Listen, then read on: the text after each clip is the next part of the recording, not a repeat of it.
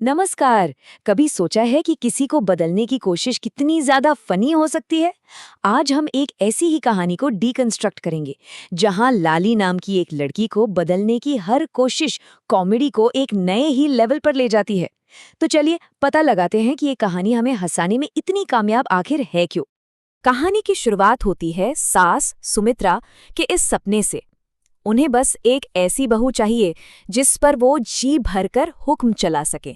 मतलब कॉमेडी के लिए इससे बढ़िया सेटअप और क्या ही हो सकता है ना।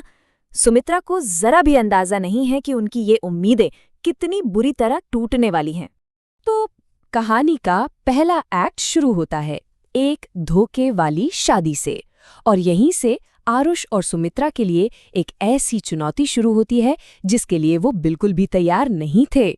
तो होता ये है कि आरुष अपनी माँ के रोज रोज के तानों से तंग आकर एक फोटो देखकर शादी के लिए हाँ कर देता है। लेकिन शादी वाले दिन जब दुल्हन का घूंघट उठता है तो उसके तो होश ही उड़ जाते हैं। जिस लड़की की फोटो उसे दिखाई गई थी वो कोई और थी, और उसकी असली दुल्हन निकली लाली, जो फोटो वाली लड़की से काफी अलग थी। अब आरुष तो पूरे सदमे में है, पर उसकी माँ सुमित्रा के पास तो हर चीज का जवाब रेडी है। उनका सोल्यूशन सुनिए, शादी के बाद अपने आप ही दुबली हो जाएगी। मतलब ये एक लाइन हमें सुमित्रा के कैरेक्टर के बारे में सब कुछ बता देती है। वो कितनी प्रैक्टिकल और थोड़ी ज्यादा ही उम्मीदों से भरी हैं। बहुत जल्द ही आरुष और सुमित्रा को असली समस्या का पता चल जाता है, और वो है लाली की भूख। अब चाहे वो मुंह दिखाए कि रस में रखे सारे फल हों या फिर घर में बनी सारी की सारी रोटियां और मैगी के पैकेट्स, लाली सब कुछ सफाचट कर देती हैं। वो सच में एक ऐसी ताकत है जिसे रोका नहीं जा सकता। तो ठीक है, प्रॉब्लम सामने आ चुकी है और अब शुरू होता है उसे हल करने का सिलसिला। और इस मिशन का नाम हम रख सकते हैं मिशन पतली बहू। पहला प्लान तो देखा जाए तो काफी समझदारी भरा लगता है।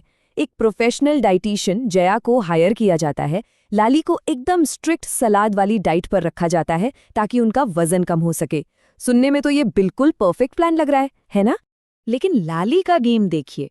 वो डाइट से नहीं लड़ती, वो डाइटिशियन को ही रास्ते से हटा देती हैं। वो सीधे अपनी सास के मन में शक का एक छोटा सा बीज बो देती हैं, ये कहकर कि डाइटिशियन जया उनके बेटे आरुष पर डोरे डाल रही है। और उनका ये तरीका काम कर जाता है। जैसे ही आरुष और जया गलती से एक दूसरे से टकराते हैं, लाली इसे एक अफेयर का सबूत बनाकर घर में हंगामा खड़ा कर देती है और डाइटिशियन को धक्के मारकर घर से बाहर ही निकाल देती है। तो पहला मिशन बुरी तरह फेल हो गया। तो पहला प्लान तो पूरी तरह फ्लॉप हो गया। लेकिन आरुष और सुमित्रा हार मानने वालों में से बिल्कुल नहीं हैं। अब वो एक नया और बड़ा दांव खेलने वाले हैं। डाइटिशियन वाले प्लान के फेल होने के बाद परिवार एक और जोरदार कदम उठाता है। लाली को 1 महीने के लिए एक वेट लॉस कैंप भेज दिया जाता है। उनको लगता है कि भाई घर से दूर प्रोफेशनल ट्रेनर्स की देखरेख में लाली जरूर पतली होकर ही लौटेंगी। पूरा 1 महीना बीत जाता है। आरुष और सुमित्रा दरवाजे पर अपनी नई और पतली बहू का बेसब्री से इंतजार कर रहे होते हैं। तो क्या लगता है, उनका ये प्लान कामयाब हुआ होगा? और नतीजा देखकर तो दोनों के होश ही उड़ जाते हैं। लाली कैंप से पहले से भी ज्यादा वजन बढ़ाकर लौटती हैं, और उनकी सफाई तो और भी जबरदस्त है। वो कहती हैं कि कैंप में इतनी एक्सरसाइज करवाते थे कि उन्हें भूख और ज्यादा लगने लगी। Dieting fail, camp fail. अब आरुष और सुमित्रा अपने आखिरी और सबसे खतरनाक प्लान पर आते हैं, जिसे हम कहेंगे ऑपरेशन का हंगामा। और यहाँ कॉमेडी और केओस दोनों की कोई लिमिट नहीं है।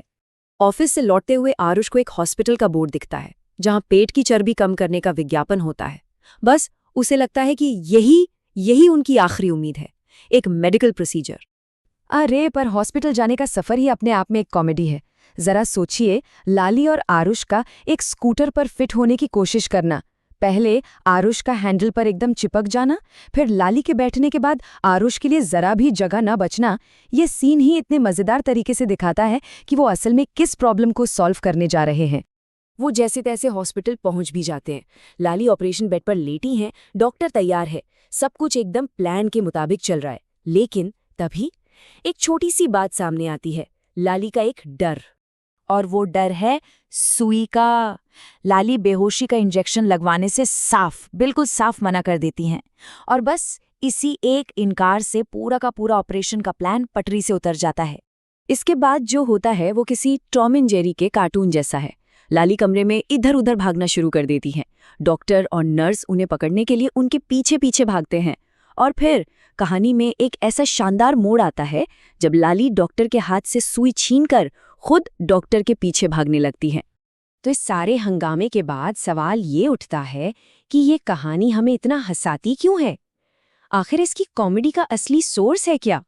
इस कहानी का असली कॉमेडी इंजन है एक ऐसी ताकत को बदलने की कोशिश करना जिसे बदला ही नहीं जा सकता।